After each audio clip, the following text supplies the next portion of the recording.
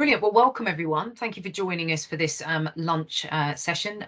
So just to introduce myself, so Katie Nightingale, I'm an Associate Director in Grant Thornton, and I have been leading the engagement with Bradford Council, gosh, for probably about 2 years, 2.5 years now, and we're supporting just broadening the piece of work that we did with the council and with another large employer in the area to help employees kind of really consider what they need to be doing around inclusion, how you can move forward on your journey in that way. So we've been setting up these sessions to be able to support the conversations around, specifically as a deeper dive into some of the factors which are part of the inclusion maturity model, and we'll be going into a bit more detail and setting the context before we dive deeper into the particular factor.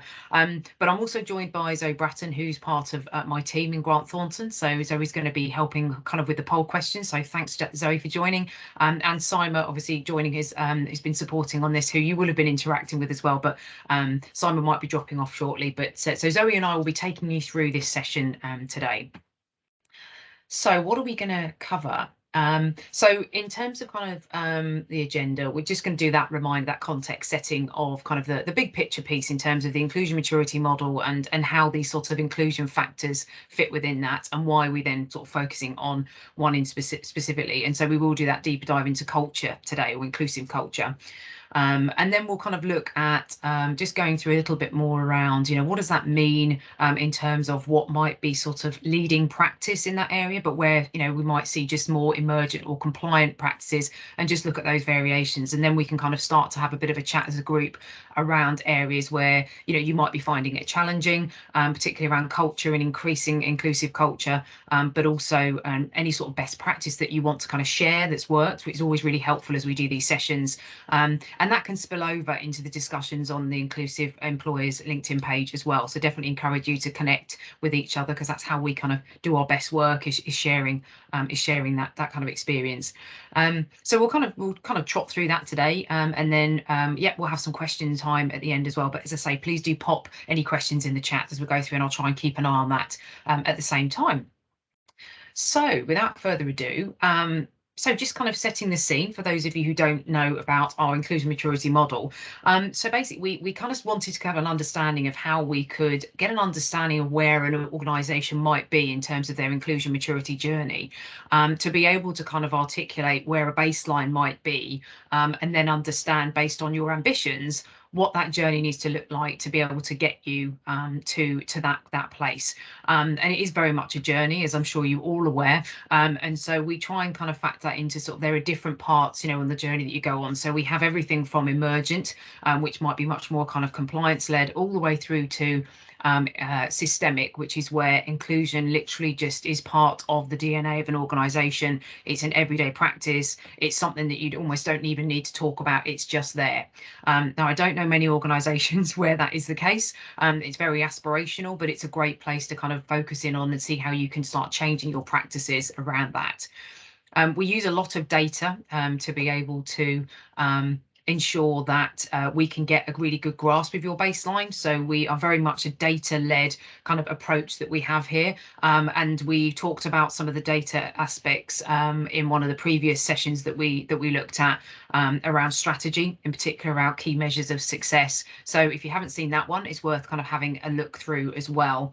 But really, we've got these kind of 5 factors that underpin it to really help us understand, where might be some of the challenges that you have. So rather than this scattergun approach that you might have with, inclusion, and going, we'll just do as much as we possibly can to kind of, help inclusion, and often we wonder why it sometimes fails. So what we try and do is take a really kind of pragmatic approach to identifying where you are as an organisation, where some of the key areas might be to focus your time, your resource, and any kind of financial investment that you might need to make around this as well.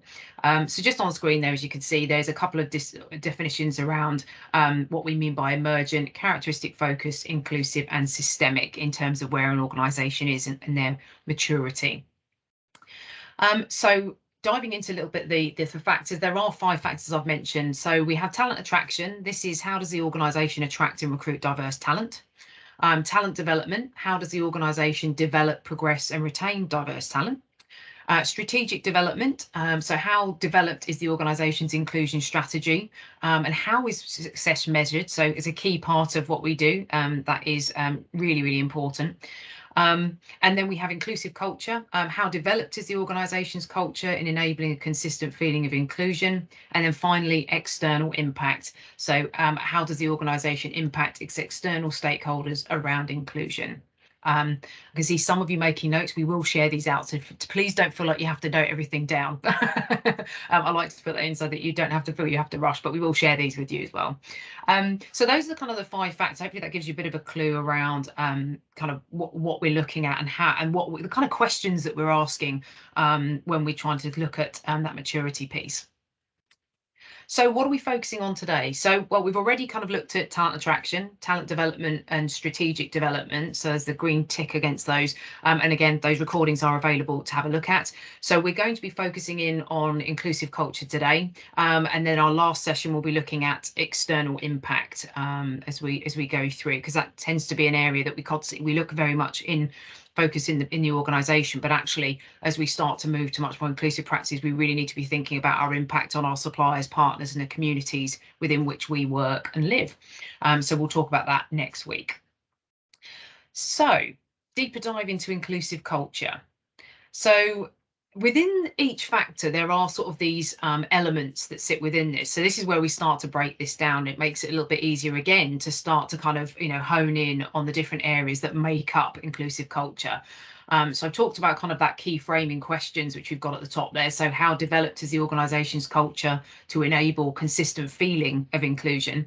And where does that responsibility for inclusion lie? And how much trust is afforded by colleagues around that? So there's a real sense around culture, around that sense of engagement, that sense of belonging, and actually all the things that kind of make up a culture, from the stories, the kind of the hierarchies, the power and control, all these types of things that make up a culture that can really have an impact on how inclusive people feel. But what we've done is we've looked at a number of different factors, and we'll kind of go through these in a little bit to understand, well, what does emergent practice or poor practice, very, very basic practice, look like compared to what we would see leading organisations do? So we'll go through those in turn. But we're looking at things like values, leadership and or stroke ownership, the stories that are told about the culture, accessibility of culture, communication, trust, change readiness, agility and bias. And so those are some of the key elements that we're kind of looking at. So we have got one poll question just as we're coming through, because it's good to kind of get you engaging, because there's a lot of transmitting this with me talking. So it's always nice to kind of take a break. So just want to get a feel for, and I just want to check if there is a poll question for this particular one. Oh, there is. Fabulous. So for your organisation, which of those sort of key elements that I've just kind of briefly talked through might be the biggest challenge for you and your organisation when it comes to inclusive culture? So there's a slider down the side, so it should have all of the key elements on there if you slide that down. So is it values? Is it leadership ownership? Is it kind of change readiness, trust, communication?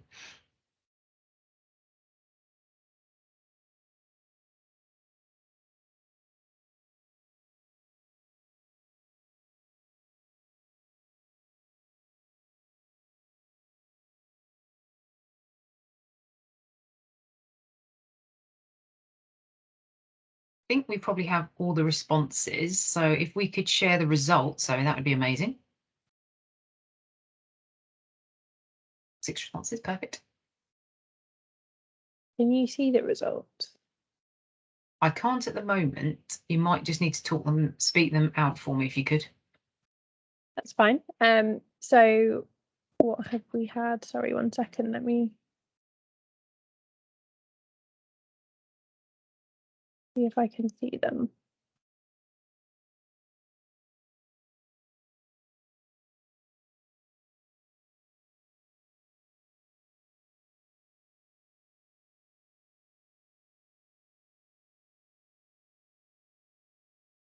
Be some hold music. Yeah, sorry, apologies. Sorry, I No, that's all right. I have access to. I can see them here in front of me at the moment. So leadership and ownership 29%, which seems to be the highest response. And then we've got Stories, accessibility, communication, trust, and change readiness. I've got a response each, I think. Mhm. Whereas values, agility, and bias have no responses to them at all. So I think leadership, ownership comes at the top there. Okay, perfect, brilliant. And anyone who chose leadership and ownership, anyone want to kind of just say what some of the key challenges around that might be? That'd be, well, if you're happy to share. Or pop it in the chat if you feel more comfortable. Maybe I can comment if it's possible. Perfect, yes, please do. I think communication is a big challenge, especially in organizations where we have staff who are from different ethnicities and different cultures, and then maybe even language. So those are, and then also if you're working on a 7-day, 24 hours business, and then thirdly, there is a lot of agency staff in it as well. So people who are not in continuous employment, they keep changing. So so consistency and continuity could be a challenge in getting effective communication both ways, because also people need to own some of the practices. So those are the comments I want to make just initially.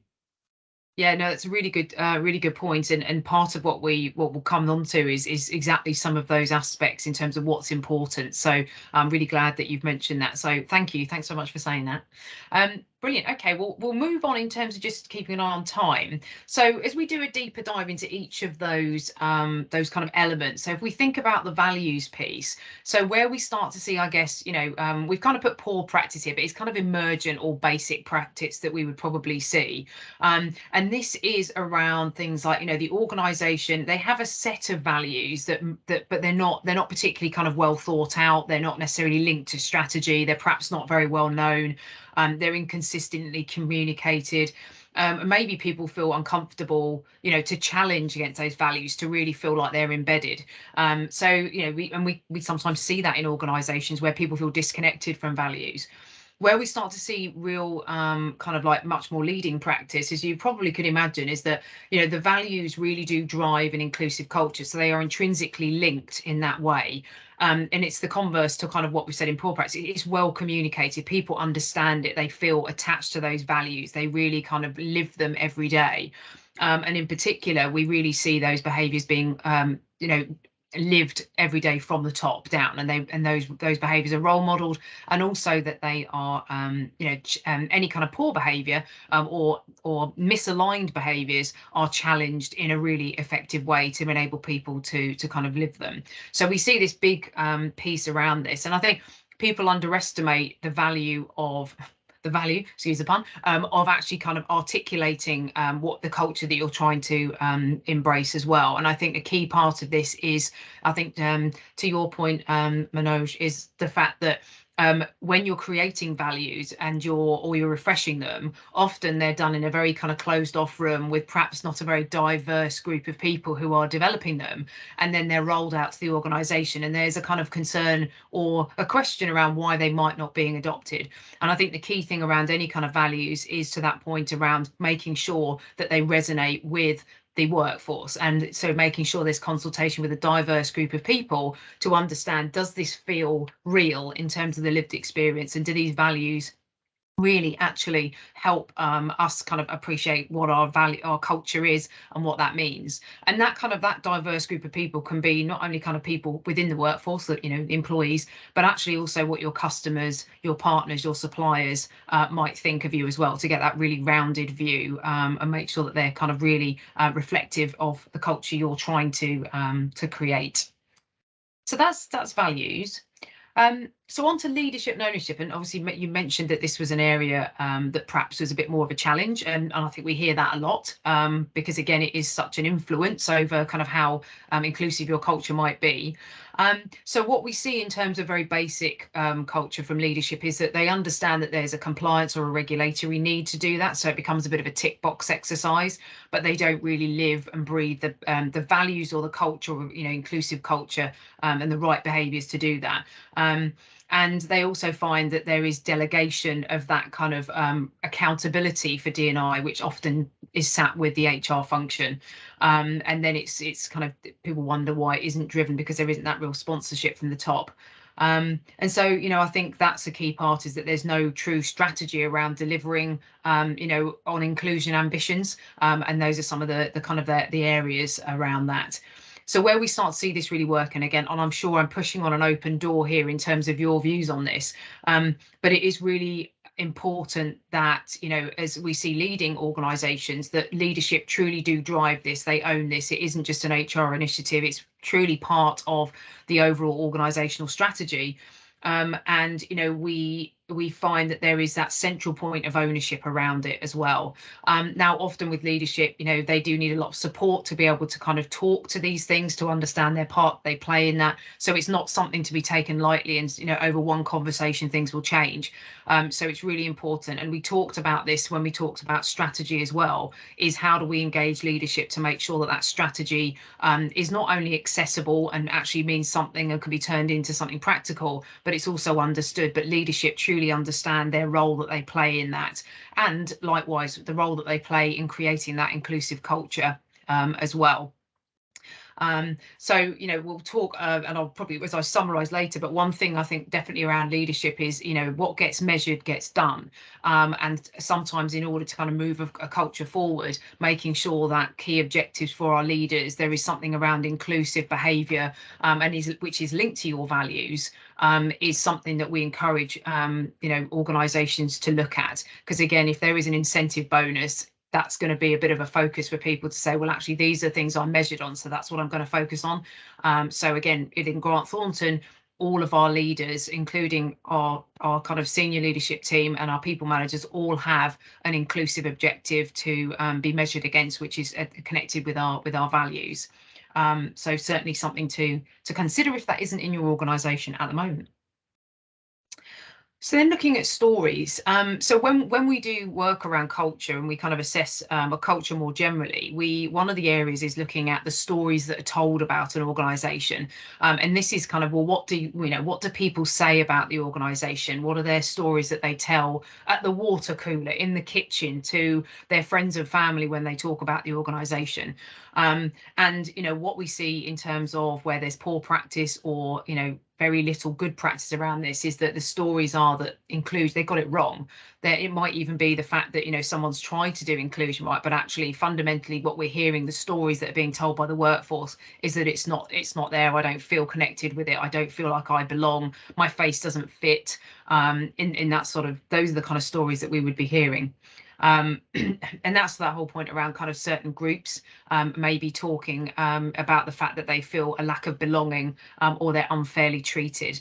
And again, if you don't have that kind of way of gathering data, so getting employee engagement or that kind of lived experience, it's very difficult to understand what that looks like from a kind of a specific group and how that might affect them. So that's why we always kind of get the right data to understand, well, what does it feel like for any particular individual, and then specifically looking at different groups, particularly protected characteristics groups. What does it feel like for those individuals to kind of live in the organisation? So leading practice is really where you start to hear those kind of those stories, those anecdotes around great practice that they've seen, how someone felt included, how they felt that people were truly valuing their contribution, and they felt that it was an organisation that they could truly belong, and they would recommend their organisation to friends, family, potential kind of employees. So it's really you really hear it in the kind of fabric of the organization in everyday kind of practice, and that's something that stories are very powerful. And we always encourage, you know, when we're starting to talk about communication engagement, if we're trying to increase engagement around sharing, you know, someone's diversity information, for example, sharing success stories about what you've done, you know, to be able to kind of see inclusion move forward in an organization by sharing those kind of success stories around, you know, by gathering that data, it's enabled you to do X, Y, and Z, you know, to support a particular group, for example, or just move forward inclusion generally. Those stories are so powerful. And so likewise, you know, that's where you can get your best employer brand, is through your people expressing those stories for you. So that's stories. So agility. I mean, this is an interesting one. We hear lots of terminology around agility now in many different respects. But I think what we mean by agility in the inclusive kind of culture piece is about really being agile and flexible, listening to what the workforce is looking for, being able to adapt processes, practices, policies to ensure that they are truly inclusive all of the time for everyone. So again, you can kind of see the converse as we've been going through this. So you see that kind of poor practice or emergent practice is a lack of flexibility, certain things not permitted. There might be, you know, a lack of, you know, flexible working. There might be a lack of just kind of understanding about how all practices, you know, affect people. A lot of things where, you know, there's this true belief that flexible working just can't work, it won't work, it's never worked here, we don't do it like that here. So you start to hear again those kind of stories picking up into the sort of agility piece. So, you know, where we really see that inclusive culture is not only where we start to say, well, we're not just going to talk to, you know, women with children about flexibility. We're going to talk to everyone about flexibility and what that means for their life and having, you know, a good sense of work-life balance. You know, often I think we see that where people are getting really good at doing that, but they're very characteristic focused. And actually what that means is you start to move from trying to be inclusive to being exclusive. You know, like I say, you may speak to women about flexible working rather than men, and actually we need to think about the fact that actually anyone may need flexible working for whatever reason. So I think this is really about understanding and having pockets of time where you review your practices, your policies, again, with a diverse group of people to understand the impact that is having, rather than being in a closed off room, which might be, you know, a group of white middle-aged men, and I hate to pick up that stereotypical area, who may create that policy and practice and go, yep, that sounds right to me because that suits me and my lifestyle. That's clearly not going to work if you have a diverse workforce, and it's certainly not going to be attractive to prospective people. So certainly something around kind of making sure that you adapt, you review, continuous improvement, continuous checking, feedback, communication. That's really what we see in terms of really agile, inclusive employers. So accessibility, there's quite a few key elements here. So I'll just keep kind of talking through, and we'll get some time to do some poll questions and get your engagement as well. But coming on to accessibility, so this is really around making sure that there is practices, your organization is accessible to anyone, whether that is you have, you know, a physical disability, which is the one that people often think about, but there's all sorts of other needs that individuals have, whether that might be dyslexia, whether that might be a mental health issue, whether that might be a visual impairment, all sorts of different things, or just needing flexibility of work, you know, to be able to do that. That accessibility piece is absolutely huge. And again, it is just making sure that we're not just looking at it from a physical disability perspective, but much more broadly as to what that looks like, even to a point with extroversion and introversion. And often what we find is that, you know, for example, this session here at the moment, I'm an extrovert, I'm quite happy facilitating, I'm quite happy having my camera on. But often what we find is that extroverts can force introverts to, you must have your camera on, you must participate, you must do this, you must do that. And it's extremely uncomfortable. And we forget that. So the reason why I use that example is it's the one that is probably the least mentioned, but actually generally 50% of the population are probably extroverts, 50% are introverts.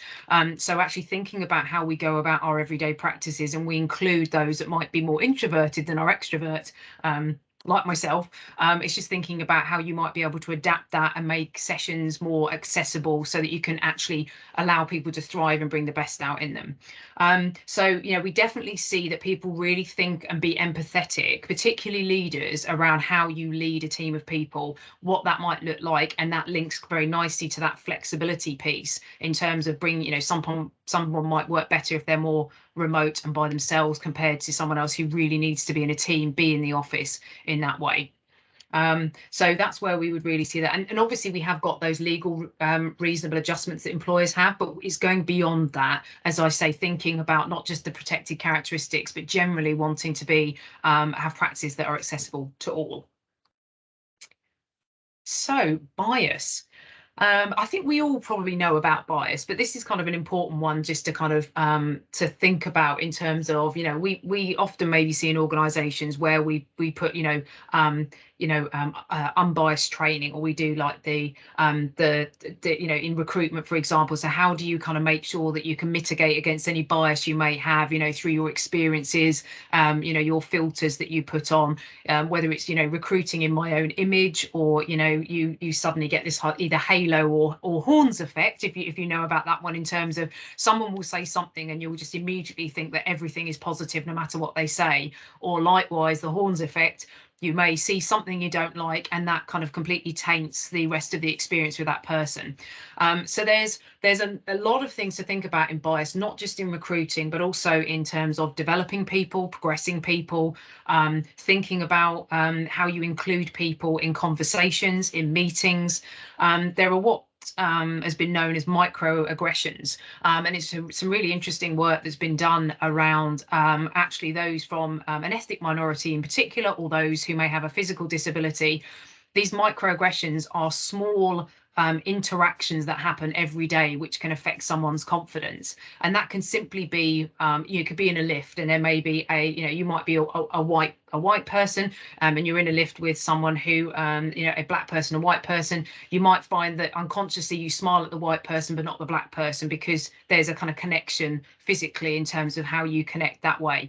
These little things are really, really important, because what has been seen from the work that's been done is that those from an ethnic minority have much more of those negative microaggressions that happen than their white counterparts. So again, just knowing those sorts of things is quite powerful in terms of how we go about our daily lives, how we interact with people, particularly when it comes to leaders and that visible leadership piece.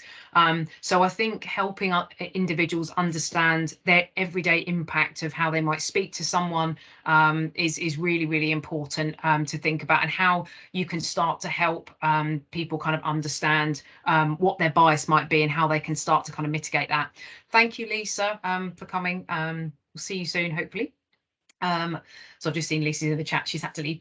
I think bias is a really key one to think about, and doing those kind of assessments in terms of that impact on individuals and what that looks like, and how you can start to mitigate that bias and things as well.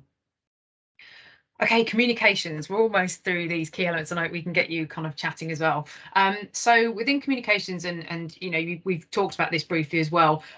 Communication is often an area where we find organisations actually fall foul, and they've got all the great kind of aspirations and intentions around doing something in inclusion, but often what happens is they'll ask people for their data, and they might have a strategy, and then it will go quiet, and then people are, well, what's happening, what are you doing around it? And they will start to that trust issue starts to feed through, because there's a lack of communication around, why do you want my data, what are you going to do with it, how is it going to benefit me? And so making sure that communications are regular, that they are very specifically around kind of, this is why, this is something that's useful for you, this is the impacts it's going to have, this is why we might ask to engage with you, this is kind of what we're going to be doing about it, and how often we might then come back to you to kind of feedback on any kind of actions that we might have taken if we're talking about kind of going on that journey with inclusion. So really, really important that communications and engagement are thought about very early on, before you start doing any major work on inclusion, to really understand what that needs to look like, and what you need to kind of think about as enabling activities around that. So what methods are you going to use? So thinking about that flexibility and accessibility piece. Who are you going to speak to sense check your communications that they resonate with people?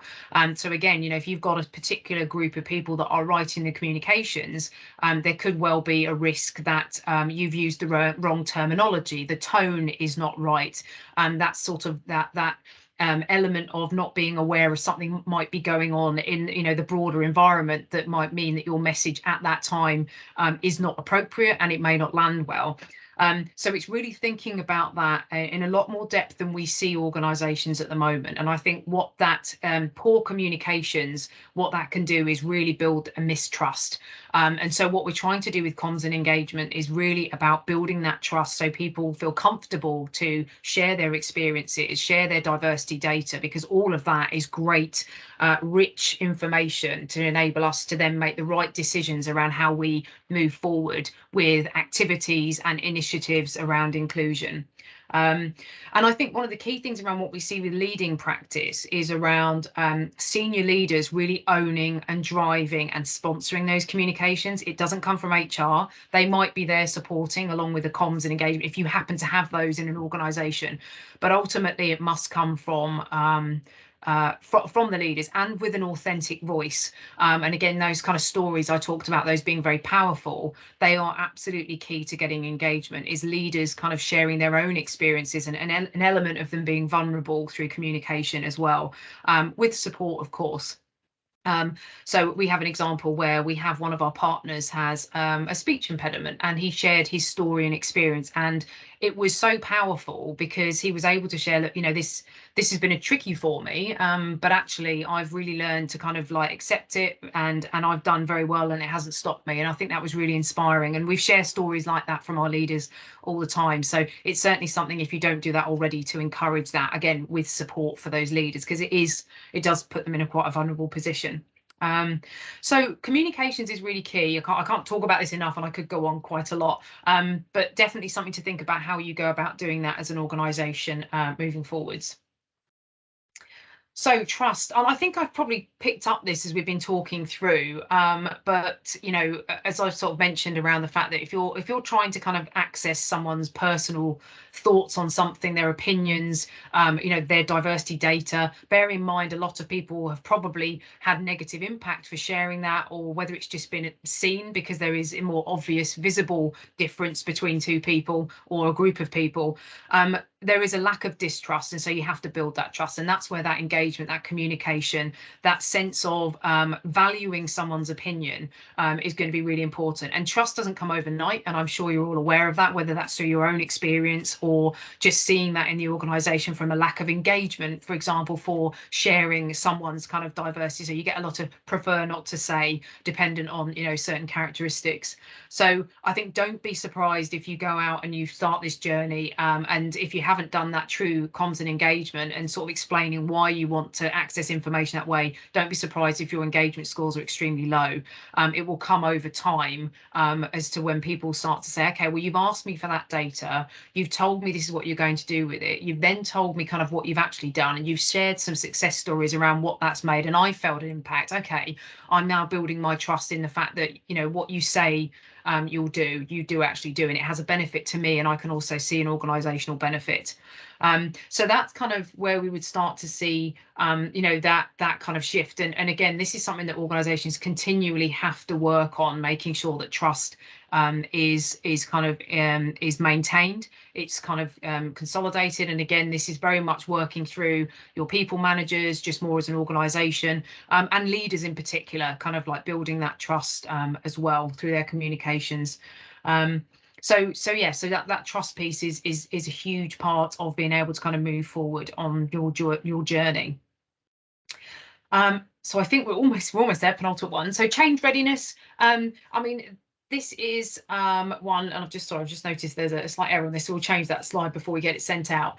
But in terms of change readiness, this is about, it kind of connects very closely with the agility piece. So, if an organisation is very stuck in their ways and can't see the change, or they're afraid of change, there's resistance, and that can come from organisation wide. That can also come from pockets in the organisation, whether that's through or certain cultures haven't integrated properly, or there are just kind of like certain key influencers who are against the change.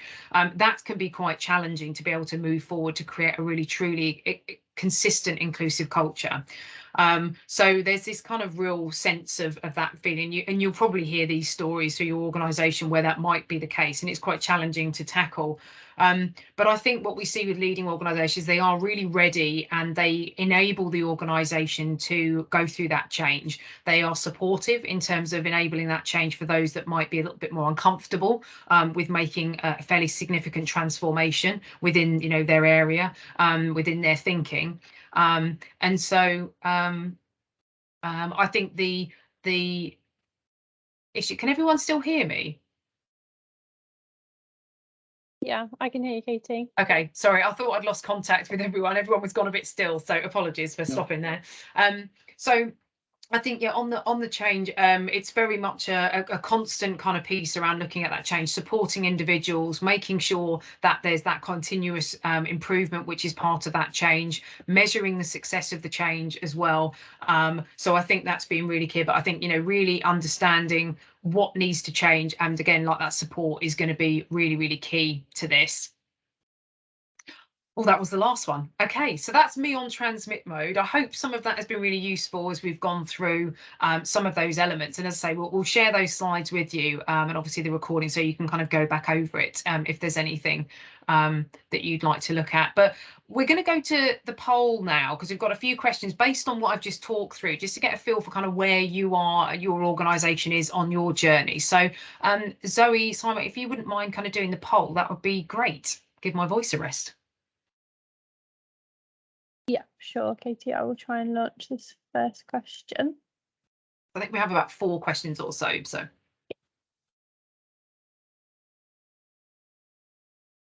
So do you have a clear set of values related to inclusion and or diversity?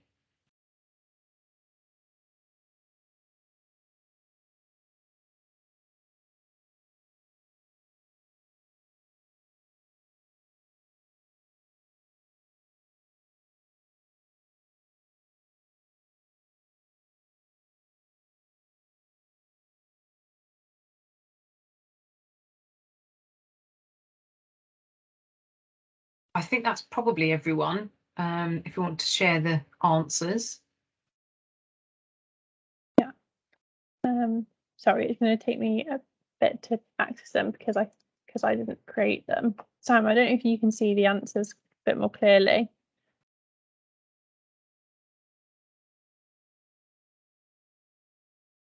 So we've had, actually, no, sorry, it's taking me a bit of a while to load. We've had two yeses and 1 in progress. Oh, Okay. sorry, I thought I was talking all the time and I was on mute. Okay.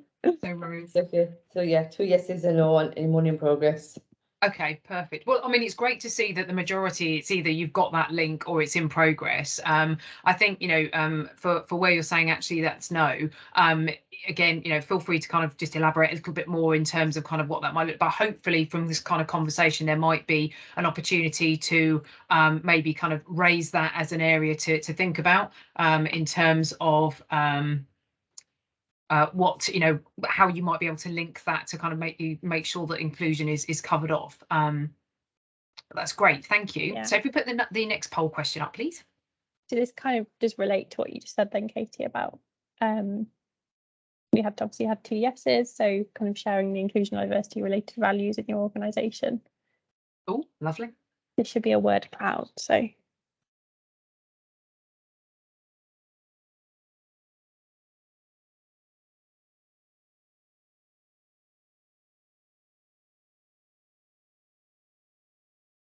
So it might be just a word or a phrase that you have which your values. It's remembering them, especially if you have quite a few. That's one of the difficulties I had, because I know with the council we kind of have values that are not kind of explicitly on inclusion. So, for example, better skills is a value, more good jobs and growing economy is a value, kind of that does look at inclusion subliminally and indirectly, but isn't kind of a value that directly focuses on inclusion itself. So yeah, that's why I was trying to think what to put in there. But yeah, I think we've got some good answers there. Yeah. Yeah, perfect. Yeah, I think quite a lot of organisations you see that respect piece. You know, perhaps it might be innovation or communication, things like that.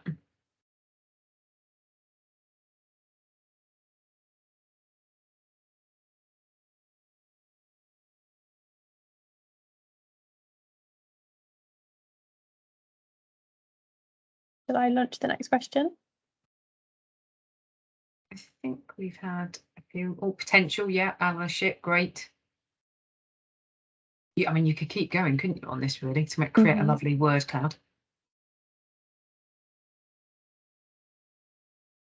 Well, if we move on to the next one, just in the interest of time, but feel free to add anything in the chat if you'd like to.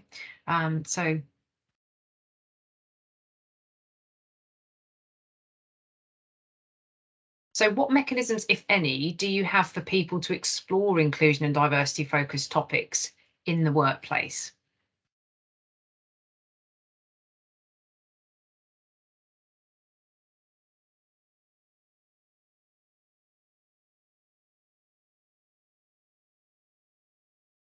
Great. Allyship program, workshops, panel discussion.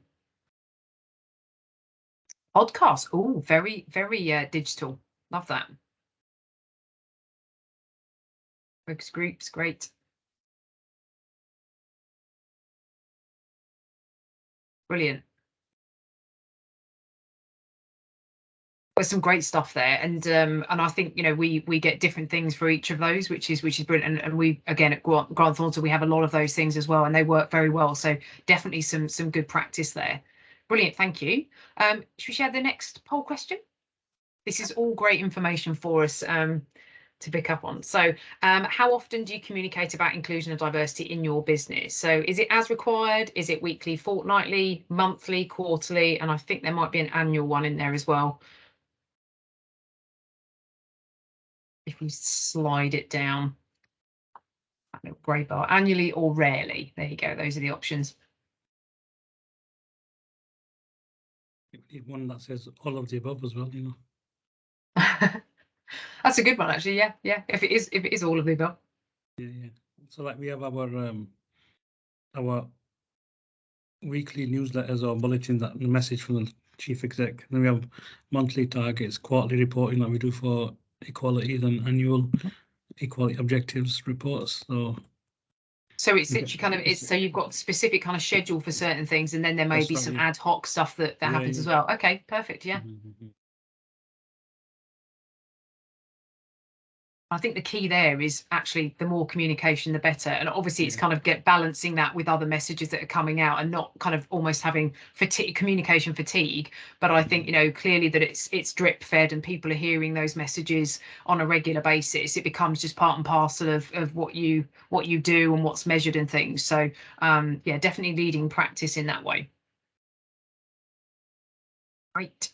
Have we got another one? Yeah, one more question. Perfect, thanks. So please rate how well you believe your leaders role model the right behaviours. So everything from not well at all the way to extremely well.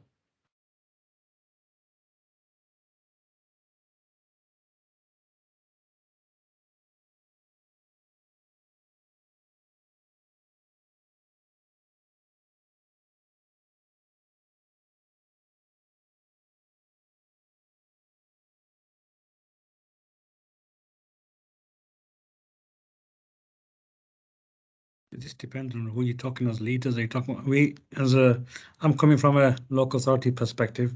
Is it my council officers? Is my elected members? Is our who they are, you know, and what level of leadership we're talking about?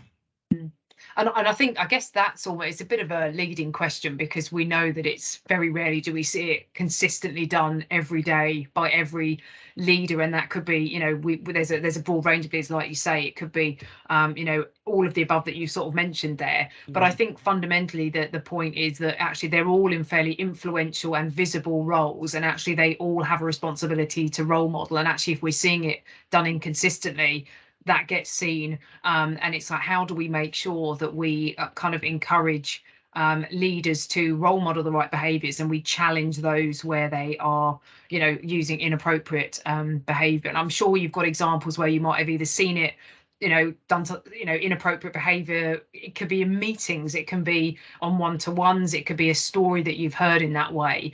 And actually, I guess, you know, you don't necessarily have to answer this, and I guess for all of you, it's thinking about, you know, how comfortable do you feel to actually challenge that behaviour if you see it? And again, that's quite an important thing in terms of that culture and kind of calling out inappropriate behaviour. I mean, just from my perspective, I mean, I just recently started working in HR, and so I'm looking at talent management, recruitment, retention. So that's my area as well in HR at the moment. And so going back to just what you mentioned in terms of your earlier slides when you talked about bias, leadership, etc. And obviously we know that everybody has some type of bias, you know, whether it's negative or positive side of it as well. And the fact that when you're talking about in diversity, inclusion, equality aspects of it as well, quite often we've seen in the past. I mean, I've been in the council long enough to know that in the past you get your senior leadership team who have put a commitment for equality, diversity, etc. But sometimes it is about meeting the legislative requirements, and then how that filters down as well. So even like, and as time has gone by now, that representative voice might not have been there in deciding in some of them aspects of as well. Now going further on now, whilst we like here we're talking about behaviours, a lot of the managers now have got equality objective targets, and some have got some behaviours that they have to adopt, adhere to, and stuff, right? You know, and it's that hearts and mind battle as well, as where are some people doing it because that their job requires them to, that they have to meet a particular target, or are they doing it willingly to make sure that they are inclusive as well? You know, that hearts and mind approach, saying, and yes, I do want this to happen. You'll find them the people who are going to make the change quicker. Yeah. You know. Absolutely, and I think, you know, and the role that you've got, there's a really important part, which is, you know, particularly around sort of recruiting the right leaders, is thinking about, well, you know, actually what do we need our leaders to do? How do we assess their competence and their natural kind of their values in terms of driving an inclusive culture? And that can be quite tricky. And you know, it's then with existing, you know, individuals from a talent management perspective, how do we make sure that if we are progressing people into leadership positions, that again we are assessing them against the values that we hold dear, the inclusive behaviours that we expect of a leader, and then likewise challenging those going forwards. And so there's a lot of different practices from an HR perspective that actually we need to make sure that feeds all the way through to enable us to get the right leaders at the right time with the right behaviours, and ensure that we actually incentivise the right behaviours as well. And like I say, what gets measured gets done. And sometimes, you know, as much as it feels a little bit, leaves a bitter taste in the mouth to financially incentivize someone to behave in the right way, sometimes you have to start with that in order to get it to a point where it just becomes everyday practice. So it's a really interesting piece, and I think, you know, we still have got a long way to go in terms of really truly challenging and ultimately making uncomfortable decisions about exiting people who have the wrong decisions, following support, of course. You know, but actually, if someone doesn't want to change and doesn't behave in the right way, then actually we do have a responsibility, not only from a point of view of protecting our workforce, but a duty of care, but also from a reputational perspective, to make sure that we don't have leaders that are, you know, are being inappropriate in terms of their behaviour. So, but it's a very complex thing, and I think we do have to make sure that we do provide support and guidance before we do anything of that nature. But it's some very difficult decisions that have to be made around that. Yeah, true. Yeah, could I make an observation here? I've been in this since 1981, so 42 years. Gosh. And there is a distinct difference between lip service, policy procedures, and practice, and especially a huge deficit in terms of merit and whether your face fits or not. Yes. And that is and that's why you see that we are talking about the same subject that we were talking about 1981. for in my case. So I think as leaders, it is absolutely critical that we not only behave, but we also promote that kind of behaviors. So encouragement of good practice is not apparent. It's sometimes it's very shallow. It is superficial. It is patronizing, and it is tokenistic. Yes. And I'm able to say this because I've been at it for 42 years and I'm 70 years old, and I'm not looking for my pension to be protected or my employment to be protected or my anything to be protected. So I've had enough, really. Yeah. And it's difficult, isn't it? Because it's like you say, it's we've still got a long way to go, and some things have moved forward. There's certainly more conversations about it. There's certainly much more kind of legislation and regulation than there was, but there's still fundamentally these pockets of bias and behaviours which seem like they're from the dark ages, which you wouldn't expect to see in the 21st century in 2022.